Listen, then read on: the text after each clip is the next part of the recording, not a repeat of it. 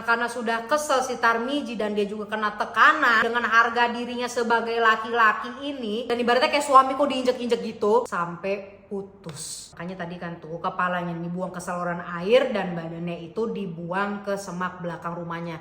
Tega banget ya Tuhan.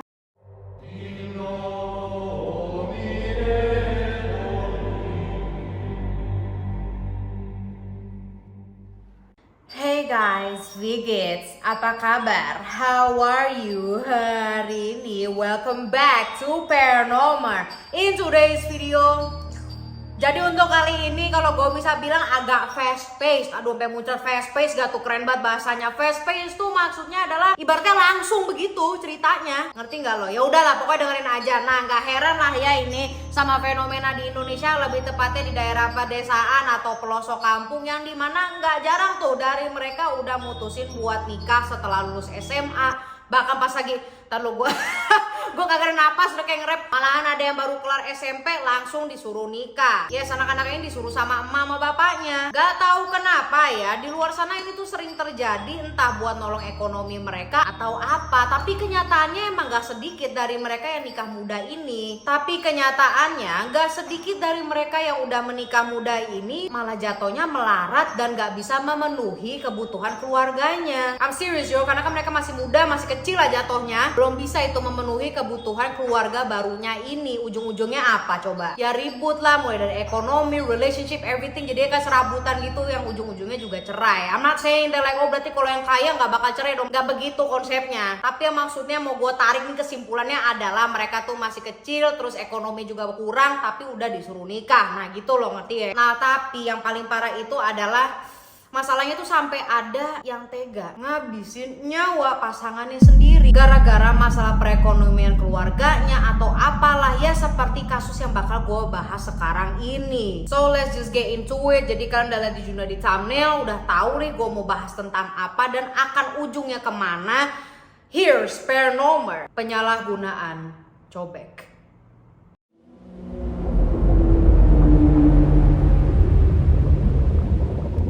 Ada satu orang kuli serabutan, ya kita bisa sebut aja namanya itu adalah Tarmiji. Ntar lu gua haus banget ntar. Kalau bahasa keren zaman sekarang itu ya, kerja serabutan itu bisa dibilang freelancer. Nah si Tarmiji atau Tarmi ini tinggallah di Brebes, daerah pedalaman. Awalnya dia tinggal satu rumah sama seorang istri dan dikaruniailah satu orang anak. Tapi karena satu dan lain hal, mereka ujung-ujungnya malah cerai. Tuh kan belum apa-apa aja udah ada perceraian aja. Walaupun belum dapat kerjaan stabil alias masih ya freelance begitu, ya kerjaan apa aja itu diambil sama si Tarmiji ini. Dari motong rumput, ngurus kebun orang, sampai jadi kuli bangunan. Tapi meskipun begitu, di tengah-tengah kehidupannya yang seperti itu, si Tarmi ini masih bisa loh membuat suatu perempuan suka sama dia. Gue juga nggak tahu konsepnya gimana, tapi itu terjadi lah sama kehidupan Tarmi ini. Nah perempuannya ini merupakan seorang janda yang sudah dikaruniakan satu orang anak. Nah karena udah ngerasa nyaman dan makin deket sama Tarmi dan janda satu anak yang ini bernama Koni. Nah Bu Koni ini setuju buat nikah dan tinggal bareng lah sama Tarmiji yang udah jelas-jelas ekonominya juga nggak stabil gitu loh. Ya namanya juga baru nikah gitu kan, 2-3 bulan pertama masih anget-angetnya, lagi manis-manisnya deh. Sampailah tuh akhirnya mereka punya anak ya. Bukannya si janda udah punya satu anak ya, udah satu aja, satu. So yes, jadi anaknya ada 2 sekarang. Satu anak bawaan dari Bu Koni dan anaknya yang dibuat sama Tarmiji. Nah kalau anak nambah, otomatis tanggungan juga nambah dong ya kan. Mulailah ini mereka kewalahan untuk memenuhi kebutuhan mereka dan anak-anaknya secara gitu kan. Si Tarmi ini masih belum dapat kerjaan yang menetap gitu, dan istrinya juga gak bisa bantu apa-apa karena istrinya itu mesti ngurusin si bayinya mereka ini. Dari sinilah mulai nih mereka sering ribut dan berantem di rumah ya, bumbu-bumbu rumah tangga. Nah walaupun si Tarmi sama Koni ini berusaha untuk nutupin hal mereka berdua di antara mereka berdua, tapi tetap para tetangga dan orang-orang sono mah ya pada tahu gitu kan, gosip terupdate. Maksudnya kenapa jadi hot topic? Karena mereka tuh kalau lagi berantem kedengeran sampai luar ya, gimana mau ditutupin, pada denger lah tetangga. Nah di samping itu si Tarmi ini yang kerjaannya itu cuma bergantung sama orang-orang sekitarnya. Nah di samping itu si Tarmi ini tuh sering lah bekerja untuk tetangganya gitu loh. Kayak misalnya tetangganya minta tolong potongin rumput, ya ya panggil dia. Kayak ibaratnya minta tolong ini itu tuh ya pasti panggil Pak Tarmiji. Ya salah satu pekerjaannya itu seperti kayak benerin genteng lah, terus ngecat tembok. Nah, udah with all that being said, semua pelanggannya Pak Tarmi ini mengena bahwa si Tarmi tuh seseorang yang tertutup banget dan jarang banget tuh keluar omongan dari mulutnya. Gak pernah ngobrol, gak pernah basa-basi juga. Kayak misalnya, Pak tolong dong Pak itu chatin, udah berhenti chat. Udah ya Bu, udah. Nah dia udah 8 jam begitu, pekerjaan dia sebenarnya hasilnya nggak begitu bagus sih. Jadi orang tuh kayak manggilnya untuk ngebantu aja, nggak kayak maksimum juga ngebantuinnya dia. Thus orang-orang yang mau ngasih kerjaan ke dia tuh jadi aja ragu. Makin seret kan itu pemasukannya. Dengan itu semua nggak jarang juga di rumah mereka ini pasti aja ribut dengan alasan yang sama, yaitu karena ekonomi yang sulit. Sampai ada satu momen dimana kalau si Tarmi ini ketahuan nyimpan duit sebesar 6,5 juta yang dia dapetin dari proyek gede mulinya. Iya bener, tapi dari uang sebanyak itu yang dikasih ke istrinya ini si Koni hanya 800.000 tuh bener-bener bukan buat jajannya Koni, tapi buat di rumah ngurusin bayinya. Cuma 800.000. Nah bukannya dipakai untuk rumah tangga, buat nutupin utang atau apa itu. Soalnya pas lagi mereka lagi susah-susahnya nih, Tarmi beberapa kali minjem duit lah ke keluarga atau kerabat. Ya udahlah, harusnya buat ditutupin itu kan. Ini malah diindep aja 6,5. Lo tau gak pokoknya kemana? Sabar nih, gue minum lagi. Gak tau kenapa ya, gue belakangan hari ini tenggorokan gue lagi sakit anjir. Ternyata pas diselidiki lagi sama Koni, istrinya Tarmi, inget ya, uang yang disimpan sama Tarmi ini dia pakai bakal bayar utangnya dia sendiri. Lah bener dong man, kan dia bayar utang ke keluarga sama kerabatnya. Entar dulu sabar. Jadi ternyata si Tarmi ini sempet dong kelilit utang karena dia main judi.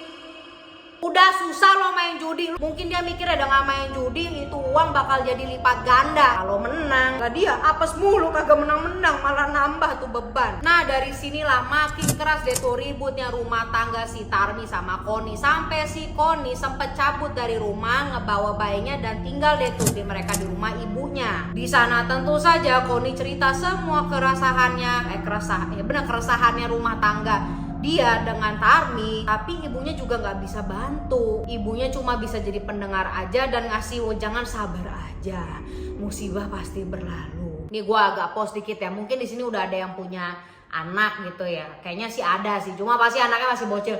I wanna talk about, memang ya gue denger gitu kan, orang-orang kayak saya nggak mau ngurusin rumah tangga anak saya. Ya ada plus sama kontraknya sih jujur. Like I'm talking about, oh jadi kalau misalnya anak lo digebukin sama suaminya, lo diem aja gitu. I don't know about parenting, okay? Tapi at the same time gue juga ngertiin dimana kalau misalnya mertua itu gangguin rumah tangga lo. No, I do not have a husband yet. Jadi emang ya garis abu-abu. Maaf gue jadi ngegas, you know.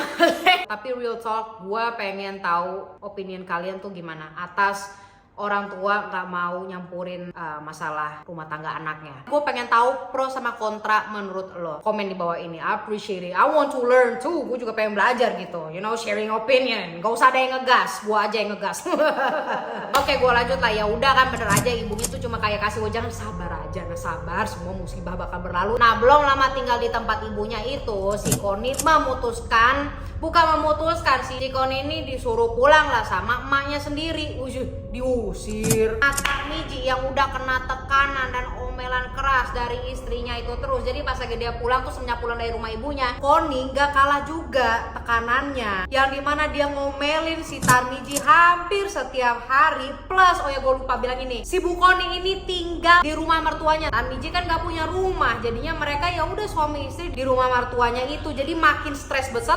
Fast forward, pas anak pertamanya Bu Koni ini pulang sekolah, dia masuk rumah, assalamualaikum, tapi kok nggak ada yang ngejawab. Ya udahlah, itu anak nyari masuk kamarnya ibunya dan ia telah melihat ibunya tergeletak di kasur dengan kepala yang ditutupi bantal putih yang sudah menjadi warna merah. Namanya anak-anak ya, yang ngeliat ibunya kayak begitu langsung lari nangis kejer, sampai warga-warga di sekitar itu datengin dan nenangin anak ini. Udah kan tuh warga-warga jadi pada ngumpul depan rumah. Nah beberapa warga itu masuklah ke dalam rumahnya Tarmi ini, dan mereka pun juga kaget setelah melihat pemandangan ibunya dari si anak itu udah tidak bernyawa. di atas kasur. Setelah memanggil polisi dan polisi melakukan penyelidikan di sekitar rumah dan di dalam rumah, baru deh itu ditemuin badan bayi tanpa kepala. Badan bayi buntung tapi palanya, dan itu ditemuin di belakang rumahnya Tarmiji. Gak lama setelah itu, dengan bantuan sukarelawan warga, mereka berhasil dong nemuin kepala anak bayi itu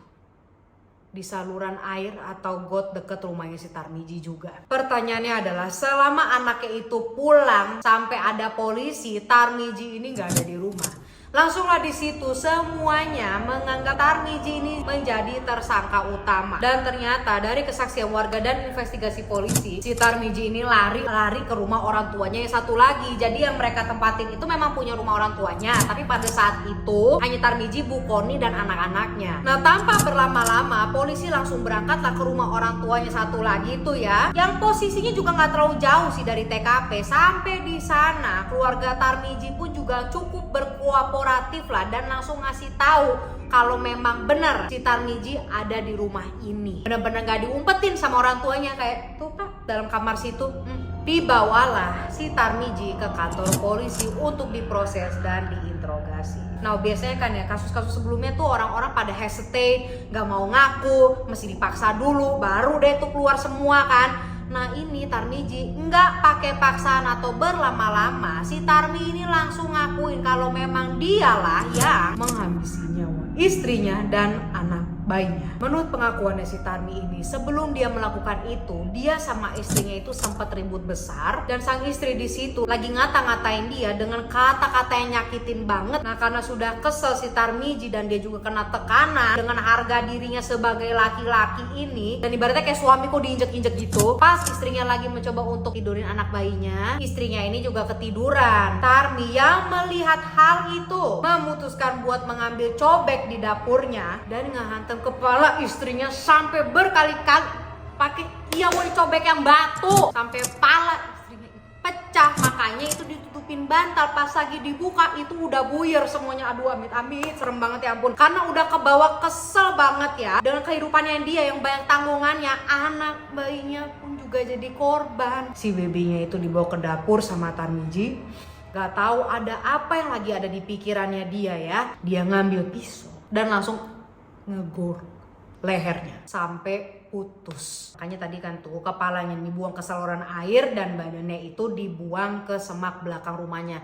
Tega banget ya Tuhan. Dan lu mau tahu gak sih, dia sampai ngomong dong seenak rahangnya. Dia bilang masih sempat ngerokok dong abis melakukan hal itu. Singkat cerita, masuklah dia di penjara. Ya jelas lah, tapi selama di penjara Tarmiji ini suka tiba-tiba ngamuk-ngamuk gak jelas tanpa sebab. Dibawalah dia ke rumah sakit jiwa karena memang ngamuknya itu bener kayak rusak-rusak, jedot-jedotin pala, ngegebluk-gebluk, bener-bener kacau gitu loh marahnya. Ya udah dibawa ke RSJ dan diceklah kejiwaannya. Setelah dicek di RSJ, dari situ diketahui bahwa si Tarmiji ini memang mempunyai gangguan jiwa.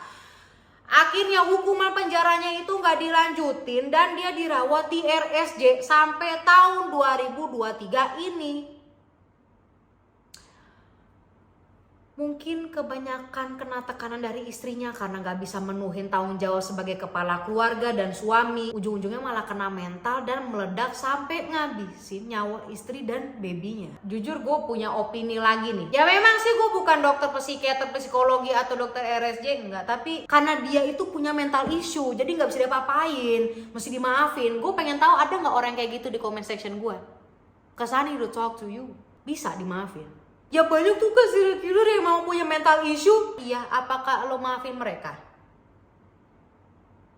Karena nih ya, kenapa gue nanya opini kalian? Berita ini mempunyai mixed commentary. Yang maksud gue adalah bahwa banyak yang beropini si Tarmiji ini sebenarnya nggak salah karena dia itu gila gitu. Jujur kalau dari gue, this is unforgivable. So anyway, don't forget to like, subscribe, follow your guys Instagram, Sasha X Marissa, and I will see you when I see you. And I love you guys.